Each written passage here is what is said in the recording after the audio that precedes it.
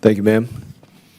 I now recognize myself for questions, and I'd like to start with you, looking at some of your comments here.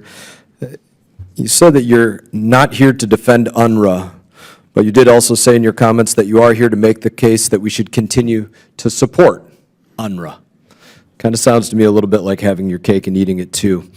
But I want to ask you a few questions about this. Do the Rohingya have an UNRWA?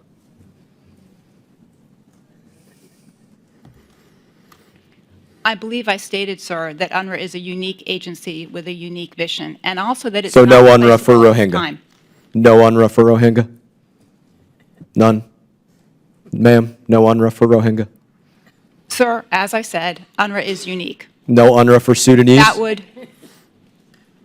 That would imply, by an organization being unique, that there is not a similar organization elsewhere in the world. So none for the Sudanese either, correct?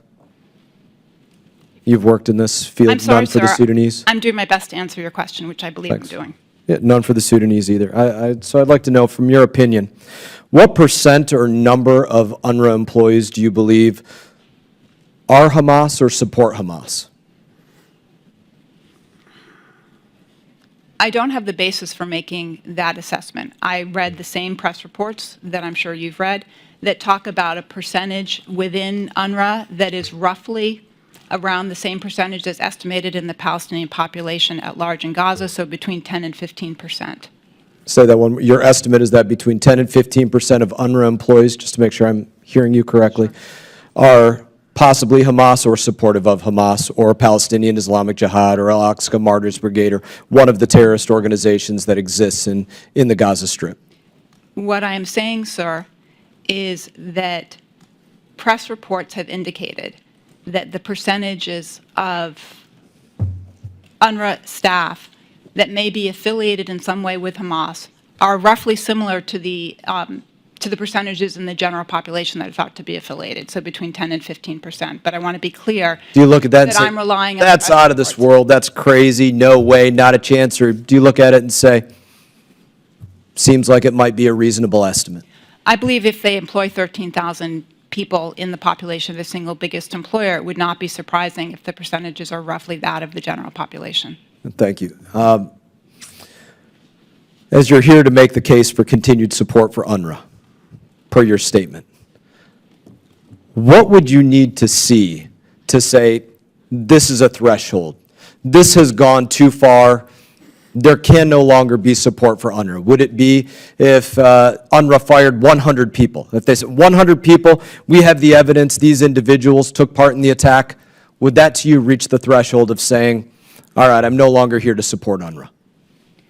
I'm here, sir, to look at what's in the best interest of U.S. national security, which was my teaching under the former chair of this committee, and what's in the best interest of Israel's security. And I believe that is finding some function, some way of providing for the most basic needs of Palestinians. So 100 people confirmed working for Hamas as a part of UNRWA for you would not be a threshold for cutting ties with UNRWA? So for me, what would be a threshold is finding a suitable framework that can be put in place both to evaluate UNRWA and to be able to go forward with other means of providing aid at the same time. So there's no threshold for bad behavior? The threshold is U.S. national security interests and concerns for me, sir. No threshold for bad behavior, though? Same answer applies. So none. And I think this is concerning because I heard this in remarks from my colleagues. You were invited here as the Democrat witness of choice. They chose for you to be the person that they requested to be here. And again, in your remarks, you say that you're here to make the case for continued support of UNRWA. And I think this is what we're going to continue to see, very likely from the administration, is this case that there is no threshold for bad behavior. It doesn't matter if it's one individual that was a part of Hamas or one of these other terrorist organizations, or 100 that were a part of them that took part in the attacks, or there's 100 right now that are participating in holding hostages. Doesn't matter. No threshold for bad behavior. This is some sacrosanct entity that just simply must continue no matter what.